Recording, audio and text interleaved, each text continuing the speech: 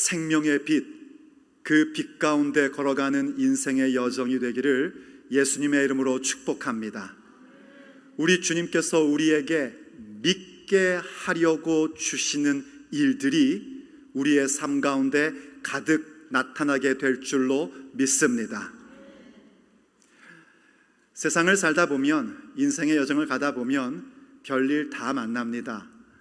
원치 않는 일, 좀 없었으면 좋겠다 하는 일들도 만나곤 합니다. 그런 일들이 그저 내가 가지고 있는 능력이나 재산으로 해결할 수 있는 일이면 뭐 그냥 그런 거지 하고 넘어갈 만한데, 종종 우리의 능력으로, 내가 가지고 있는 것으로 도저히 해결할 수 없는 문제를 만날 때도 있습니다. 그러다 보면 믿는 사람이든 안 믿는 사람이든 공히 이런 생각을 합니다. 내가 무슨 죄를 지어 이런 일을 만나나 싶습니다. 그리고 믿음이 없는 사람들은 애구머니나 내 팔자야 이럽니다. 믿는 사람은 그런 말 안 합니다. 하지만 믿는 사람 역시 그런 일들을 만날 때에는 갈등이 오기 마련입니다. 왜냐하면 분명히 하나님께서 나를 사랑한다고 하셨는데, 분명 성경에 보면 기도하면 응답해 주신다고 했는데, 분명히 내가 하나님께 사랑받고 있음을 확신하고 있고 예수님의 이름으로 구하면 주께서 시행하시리라 하신 진리가 있고 나는 그 진리를 믿는데, 왜 내게 이런 이해할 수 없고 그리고 힘든 일을 만나게 되었는가 하는 의구심이 듭니다. 더군다나 그래도 나름대로 부족하지만 하나님의 인도하심 따라 내 발걸음을 결정하고 움직이는데, 거기에서 뭔가 피곤하고 예상했던 어려움이 닥치면 더 우리의 갈등은 증폭됩니다. 그런데 한국말에 시간이 약이라고 그냥 지나가고 나면 또 잊어버립니다. 하지만 아시다시피 인생은 그렇게 만만하지가 않습니다. 그런 일들이 또 생기고, 그러다 보면 우리의 그 의구심은 더욱 증폭되기 마련입니다. 분명 사랑받는 사람인데 왜 이런 일이 있을까? 그런 우리의 질문에 대해서 요한복음 11장은 죽은 나사로를 살리신 예수님의 표적의 사건을 통하여 우리에게 분명한 응답을 주고 계십니다. 분명히 예수님을 사랑하던 사람들이었습니다. 더군다나 그 사랑 가운데서 예수님께 특별히 사랑받고 있음을 경험하고 믿고 있던 사람들이었습니다. 나사로, 마르다, 마리아, 세 남매가 그랬었습니다. 그런데 그만 오빠인 나사로가 병에 걸린 겁니다. 그것도 그저 약 먹으면 낫는 병이 아니라 심각한 병이었습니다. 왜 이런 일이 있지 하고 생각할 겨를도 없이 예수님께 전가를 보냅니다. 예수님께 연통을 넣습니다. 그리고 무엇 하나 구하질 않아요. 빨리 오시라든지 고쳐달라든지 이런 말도 안 하고 그저 자기들의 상태만을 예수님께 아뢰입니다. 주여 보시옵소서, 사랑하시는 자가, 주님께서 사랑하시는 자가 병들었나이다. 그야말로 예수님의 조치, 예수님의 방법, 예수님의 응답이 최고의 것이라는 것을 믿는 분명한 믿음이었습니다. 아니나 다를까 예수님께서 그 연통을 듣자마자 하시는 말씀이 그랬습니다. 이는 죽을 병이 아니다. 하나님의 영광을 위함이요, 하나님의 아들이 이 일을 통하여 영광을 받게 하려 함이다 하고 분명하게 말씀을 해 주셨습니다. 그러면 우리가 기대하는 것이 있습니다. 사랑하시는 자, 사랑받는 자가 그렇게 병들었고 힘들다면 예수님께서 그 소식을 듣자마자 곧장 그들을 찾아 가시던지 아니면 능력의 그분께서 뭔가 조치를 취해 주셔야 됩니다. 하지만 성경이 우리에게 보여주는 것은 예수님께서 아무것도 하지 않으시고 이틀을 그 계시던 곳에 더 유하셨다는 겁니다. 시간 계산을 해보면 이렇습니다. 예수님이 계신 곳과 이 세 남매가 살던 베다니는 남자 어른이 열심히 걸어서 하루가 걸리는 거리였답니다. 그럼 그 연통을 전해주는 사람이 하루 걸려 예수님께 왔고 이틀을 더 유하셨고 그리고 나서 예수님께서 다시 이 베다니로 가시는 하루가 걸립니다. 나흘이 걸린 겁니다. 나중에 마르다가 예수님을 보고 얘기하죠. 죽은 지 나흘이 되었습니다. 그럼 우리가 알 수 있는 게 있습니다. 사람을 보내고 얼마 지나지 않아 나사로가 죽을 겁니다. 아니 어떻게 이런 일이 있을 수 있단 말입니까? 얼마나 비통한 일입니까? 주님께서 분명히 고쳐주실 것을 믿었는데 그만 오빠가 죽어버렸으니 정말 비통하기 이를 데가 없는 겁니다.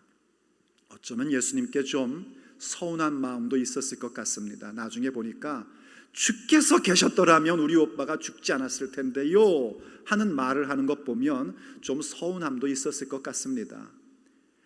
능력이 없는 분이라면 이해합니다. 분명히 하실 수 있는 분인데 어찌 이런 일이 있는가 하는 그런 의구심이 드는 겁니다. 바로 우리가 갖고 있는 의구심과 동일한 부분입니다. 사실 그런 부분은 지금 예수님과 함께 알고 있던 제자들에게도 마찬가지였습니다. 그 연통이 왔을 때 제자들은 전부 다 예수님께서 절대로 그리로 가서는 안 된다고 생각했습니다. 그 지역은 유대 지역이었고 그곳은 예수님을 돌로 치려는 자들, 예수님을 체포하려는 자들이 기다리고 있기 때문에 절대 가시면 안 된다 생각했습니다. 그런데 예수님께서 그 소식을 듣고도 이틀이나 아무 말씀 없으시니 예수님이 안 가시려나 보다 했고 아마 제자들은 그것에 대해서 기뻤을 것입니다. 당연히 그래야 된다고 생각했을 것입니다. 그런데 오늘 본문 7절에 보니까 예수님이 제자들에게 말씀하십니다. 이틀이 지나고 우리가 유대로 다시 가자. 혼자 가시는 게 아니라 데리고 가시겠다는 겁니다. 같이 가자는 겁니다. 아니 주님 어떻게 그런 결정을 하십니까? 지금 주님을 지금 얼마 전도 돌로 치려는 자들이 있는데 어찌 그 위로 가십니까? 말려보려고 하지만 예수님이 그들의 말을 듣지 않으십니다. 예수님은 그곳에 가고야 마시겠다는 겁니다. 참 이상하지 않습니까?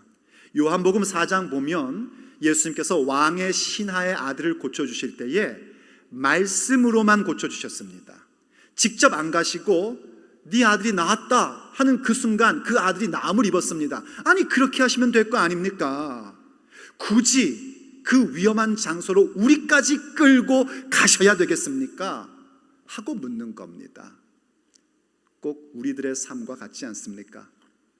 분명히 예수님 믿고 예수님께 사랑받는 자라고 배웠는데 어쩌다 교회 나와보니 목사님들이 사람 좋은 얼굴하며 하나님이 여러분을 사랑하십니다 라고 하는데 왜 이런 일 만나고 또 믿음을 갖고 있기 때문에 나름대로 하나님과 함께하며 예수님의 인도하심을 받는데 그리고 그 인도하심 받을 때는 내가 볼 때 분명히 이런 어려움이 있을 것 같다 하는 예상이 들었는데 왜 그런 예상은 한 번도 틀리지 않고 꼭 생기냔 말입니다.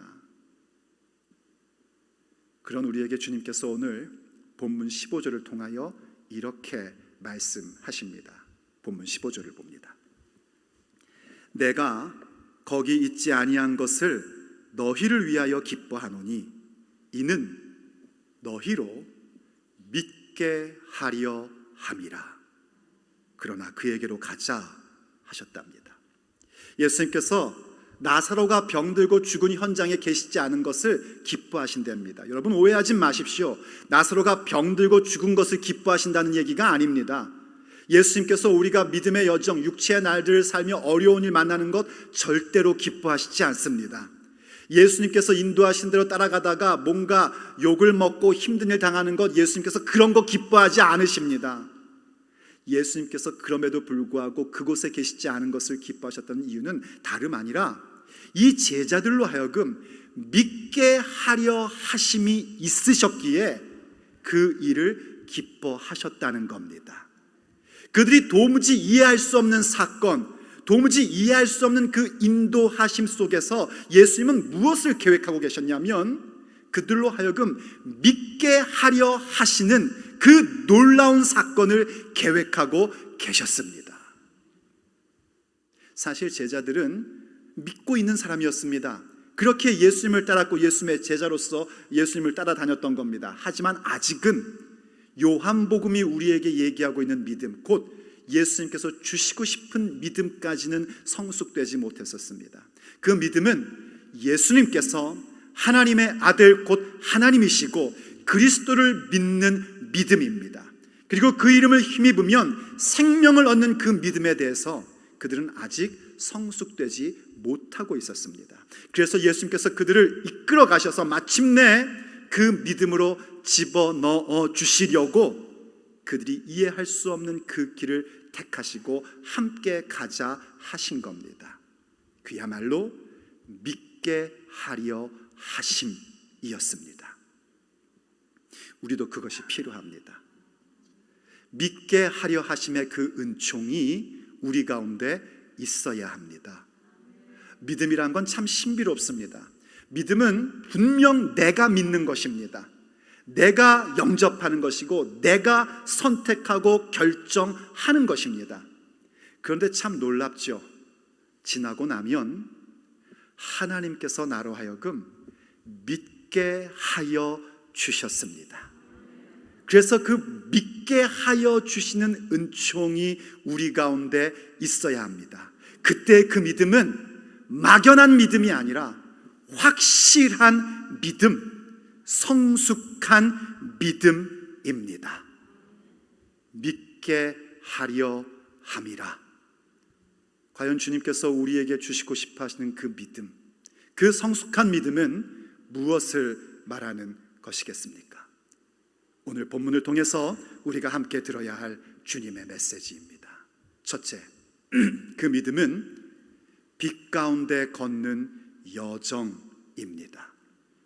그 성숙한 믿음, 우리를 믿게 하려 주시는 그 모습이 무엇인고 하니 우리가 지금 걸어가고 있는 길이 빛 가운데 걷는 여정임을 믿게 하려 하시려고 우리에게 여러 가지의 일들을 주시고 또 우리에게 인도하심을 베풀어 주시는 것입니다. 한번 오늘 본문을 읽어보겠습니다. 오늘 본문 9절에서 이렇게 예수님께서 말씀하십니다. 예수님께서 대답하시되 낮이 12시간이 아니냐 사람이 낮에 다니면 이 세상의 빛을 보므로 실족하지 아니하고 밤에 다니면 빛이 그 사람 안에 없는 거로 실족하느니라 하고 대답해 주셨습니다. 제자들은 가기 싫었습니다. 왜 그렇게 어려운 길로 우리를 데려가려 하십니까? 가기 싫어요 한 겁니다. 그에 대하여 주님께서 하신 답변이 낮이 12시간이 아니냐, 낮에 다니면 넘어지지 않는다, 너희들이 이 세상의 빛을 보아야 된다 라고 말씀하신 겁니다.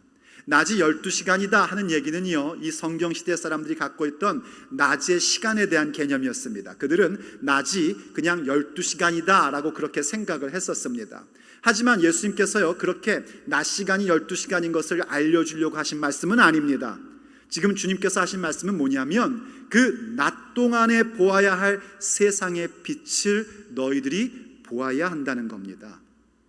그 빛은 단순히 우리가 이 땅에서 밖에서 보는 그런 빛을 의미하는 것이 아닙니다.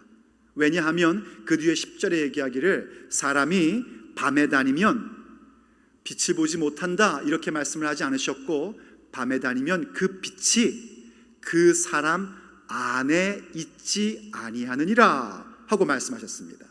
그래서 이 본문에 나와 있는 낮과 밤이라는 건 그냥 시간의 낮과 밤에 대한 이야기가 아닙니다. 바로 우리가 보고 우리가 받아야 할, 우리 속에 간직해야 할 그 빛에 대한 말씀입니다. 그럼 그 빛이 무엇이겠습니까? 우린 이미 요한복음을 통해서 그 빛이 누구인지를 들어본 적이 있습니다. 요한복음 8장 12절에서 주께서 이렇게 말씀하셨습니다. 예수님께서 또 말씀하여 이르시되 나는 세상의 빛이니 나를 따르는 자는 어둠에 다니지 아니하고 생명의 빛을 얻으리라. 아멘. 예수님께서 바로 세상의 빛이십니다. 오늘 우리가 보아야 하고 우리 안에 두어야 할 빛이 누구인가? 예수님을 의미하는 것입니다. 이 빛을 여러분들이 만나셔야 합니다. 이 세상의 빛을 여러분들이 목격하셔야 됩니다. 그리고 그 빛이 여러분 가운데 있어야 합니다. 이 빛이 내 안에 있으려면 무엇보다 무엇을 해야 되는가? 예수님을 영접하셔야 됩니다. 여러분의 삶의 구원자로 예수님을 영접하실 때에 그 빛이 여러분 가운데 거하게 됩니다. 여러분, 예수님을 영접하십시오. 여러분의 인생 가운데 문제를 해결하시고 여러분의 모든 삶에 영원한 생명을 주시는 그분을 여러분의 마음의 구주로 영접하십시오. 빛을 보게 될 것입니다. 이 빛을 경험하게 될 것입니다. 예수님을 영접하셨습니까? 그렇다면 이제 그 빛을 가지고 그 빛을 따르는 자들이 되셔야 됩니다. 빛을 따른다는 것은 예수님을 따르는 것이요, 그분의 말씀을 따르는 것입니다. 시편 기자가 고백한 것처럼 주의 말씀은 내 발의 등이요 내 길에 빛이니이다. 말씀이 육신이 되어 우리 가운데 거하신 분이 예수 그리스도십니다. 말씀을 따르는 것이 예수님을 따르는 것이요, 예수님을 따르는 것은 바로 빛을 따르는 것입니다. 그런데 그 빛을 따를 때에 그것이 별로 그렇게 녹록한 길은 아니라는 겁니다. 일단 빛이 임하면은요 기분이 좋습니다. 왜냐하면 어두웠던 내 삶에 환히 빛이 밝혀지기 때문입니다. 마치 깜깜한 집에 들어갔을 때 불을 켜면 아이고 시원하다 하고 다 볼 수 있게 되는 것 같은 그런 느낌입니다. 그런데 문제가 좀 있습니다. 불이 밝혀졌기 때문에 집안에 지저분한 게 다 눈에 들어오는 겁니다. 아침에 급하게 나가느라고 침대 정리도 안 한 게 눈에 보이고요, 어저께 저녁에 먹었던 설거지 안 한 것도 잔뜩 쌓여있는 게 보입니다. 으악 하고 불을 확 꺼버리면 아무것도 문제가 해결 안 됩니다. 그 빛 가운데에서 모든 걸 청소해야 됩니다. 예수님의 빛을 처음 만나면 갑자기 여러분의 인생 가운데 빛이 비춰졌어요. 처음에는 기쁘고 즐거운데 이내 나의 못남과 나의 허물과 나의 부족함이 보이기 시작합니다. 그건 결코 유쾌한 일이 아닙니다. 하지만 여러분, 빛을 절대로 꺼서는 안 됩니다. 그것이 두려워서 빛을 거부해서도 안 됩니다. 그 빛을 받으시고 불을 밝히며 그 길로 가셔야 됩니다. 그 인도하심을 받으셔야 됩니다. 그럴 때 그 빛은 단순히 보이기만 하는 빛이 아니라 치유하는 광선으로 우리의 삶 가운데 임하기 시작합니다. 주께서 고쳐주십니다. 모든 것을 회복시키십니다. 모든 문제를 해결하십니다. 그리고 그 영광을 목격하게끔 만들어 내십니다. 그렇기 때문에 빛 가운데 걸어가고 있음에도 불구하고 뭔가 어려운 일이 생긴 것 같고, 그 인도하심 가운데 있음에도 불구하고 뭔가 불편한 모습이 예상된다 할지라도 절대로 그 빛 가운데 가는 것을 거부하지 마십시오. 주께서 믿게 하려 하신 것이 무엇인가? 우리가 지금 여전히 빛 가운데 걸어가고 있음을 믿게 하려 하십니다.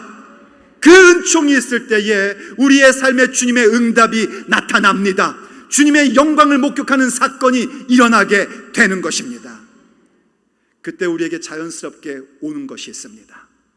그것은 바로 그 빛이신 예수님께서 내게 생명 주시는 분이요, 그 생명을 주시되 풍성하게 주시는 분임을 알게 되고 체험하게 되는 사건입니다. 그러므로 두 번째, 주께서 우리에게 믿게 하려 하시는 것은 바로 생명의 주님을 암입니다.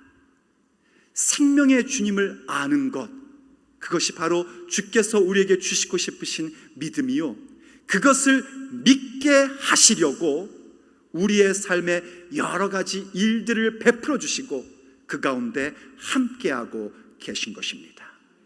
다시 본문으로 돌아가 보겠습니다. 11절 말씀입니다. 이 말씀을 하신 후에 또 이르시되 우리 친구 나사로가 잠들었도다. 그러나 내가 깨우러 가노라. 할렐루야. 예수님께서 이틀을 지체하셨어요.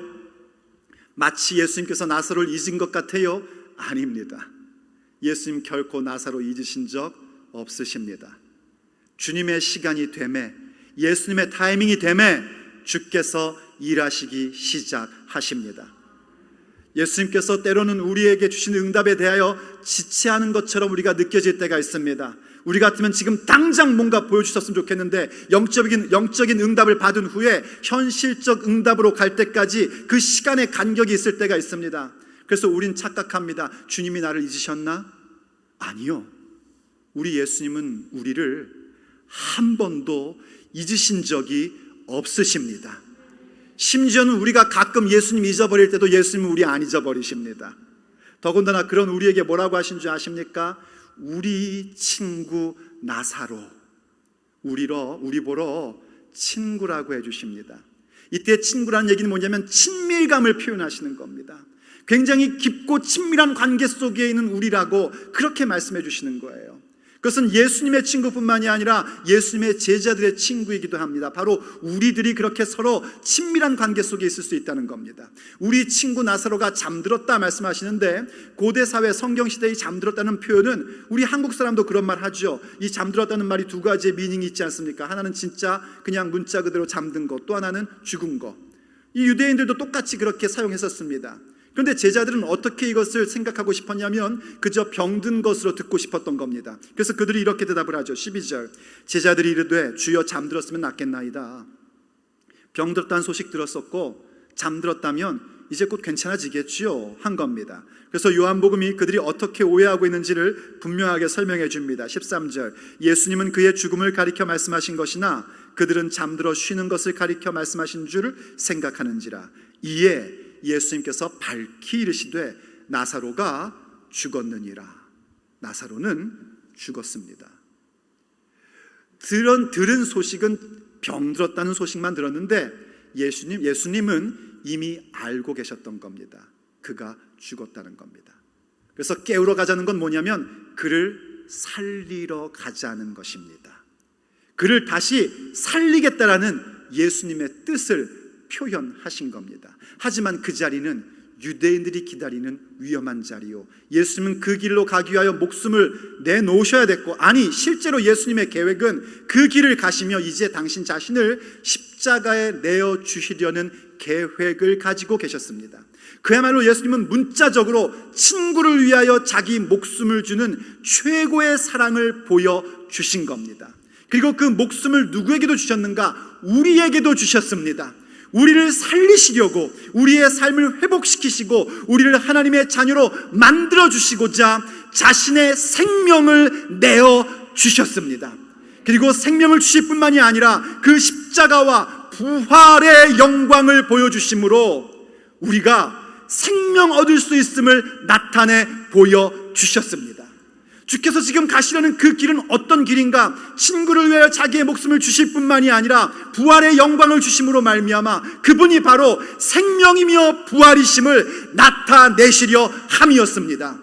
그것을 믿게 하시려고 지금 그들이 원치 않는 길이지만 끌고 가시는 겁니다. 그리고 마침내 주님께서 생명이고 부활이심을 보여주실 것입니다.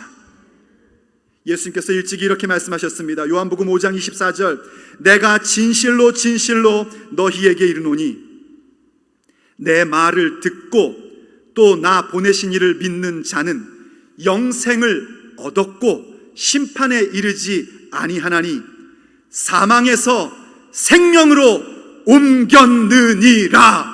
아멘. 예수님을 믿는 자들은 사망에서 생명으로 옮겨졌습니다. 어떻게 그 일이 가능합니까? 바로 예수님께서 생명의 주인이시기 때문입니다. 그분 안에만 생명이 있습니다. 생명의 주님이시기에 그것을 믿게 하시려고 우리의 삶을 인도해 가시고 그 인도해 가시는 길목마다 나사로를 살리신 것처럼 우리의 죽었던 심령을 살리시고 우리의 죽었던 사업도 살리시고 우리의 죽었던 가정도 살리시는 그 위대한 사건을 나타내 주십니다. 믿으시면 아멘합니다. 주께서 그것을 믿게 하시려고, 예수님께서 생명의 주인인 것을 알게 하시려고 우리를 그 길로 인도해 가십니다. 아는 겁니다. 정보로 아는 것이 아니라 경험하여 아는 겁니다. 하나님의 시간 계획 가운데 나의 시점으로는 지체되는 것 같으나 나를 한 번도 잊지 않으시고 나를 친구라 해주시고 나를 위하여 생명을 주셨던 그 주님을 경험하는 것입니다. 여러분, 하나님의 인도하심 받은 분들은 경험해서 아시지 않습니까? 분명히 하나님의 인도하심을 따라서 결정했는데 사실 그 결정을 할 때는 예상되는 어려움이 있었는데 그 예상되는 어려움을 다 겪었던 일들 말입니다. 분명히 하나님의 인도하심 받고 결정했는데 그 응답이 올 때까지 몇 개월의 시간이 걸렸던 것 경험해 보신 적 있지 않습니까? 저도 경험해 봤습니다. 하나님의 응답받고 결정했는데, 그래서 그 다음 날이면 예상했던 어려움들은 사라지고 뭔가 놀라운 일들이 나타날 줄 알았는데 웬걸이요, 몇 개월 동안 기다렸습니다. 또 그렇게 하나님께서 주신 것을 가지고 목회를 하나 가다가요, 또 어느 날 하나님이 말씀을 하십니다. 그래서 뻔히 보이는 예상되는 어려움이 있지만 또 순종합니다. 그런데 또 1년을 기다리게 하십니다.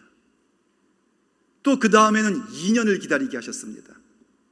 그리고 2년 기다렸다가 새생명교회에 왔습니다. 참 이상하지 않습니까? 그런데 여러분 아십니까? 그러한 일들을 통해서 우리가 알아야 될 게 뭐냐면, 주님께서 우리에게 믿게 하려 하시는 부분이 있다는 겁니다. 그것은 바로 우리의 인생의 생명의 주인은 예수님이시라는 사실입니다. 그분이 내 삶을 인도해 가고 계시고, 그분이 내 삶의 코너마다 뭔가를 준비해 놓으셨고, 그분이 내 삶의 그것들을 만나게 하시고, 그분이 내 삶을 회복시키시고, 그분이 내 삶을 치유하시는 생명의 주인이라는 사실을 믿게 하려 하심입니다. 거기에서 우린 주님의 영광을 목격하게 됩니다. 그때에 우리에게 한 가지 더 요구되는 믿음이 있습니다.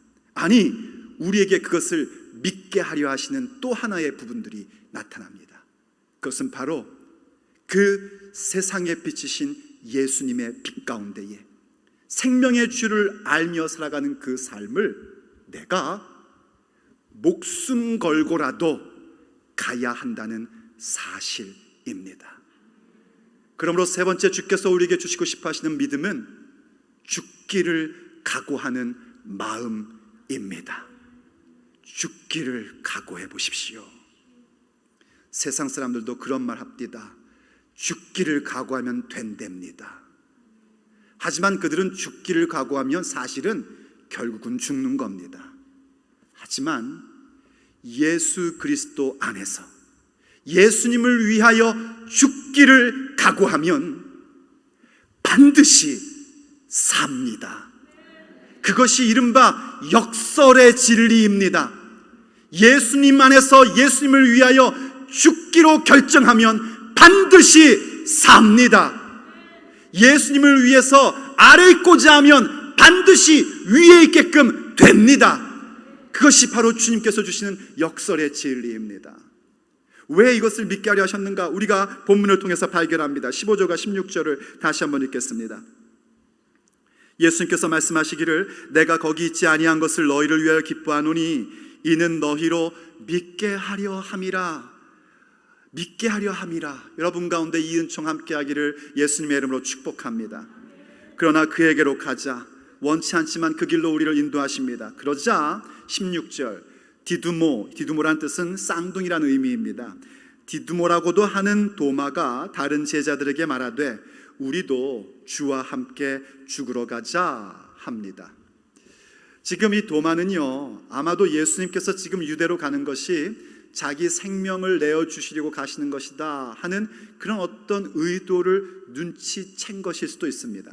물론 우리가 이것을 어떻게 읽느냐에 따라 지금 이 도마가 굉장히 낙심한 마음인지 결단인지를 생각할 수 있습니다. 이렇게 읽을 수 있죠.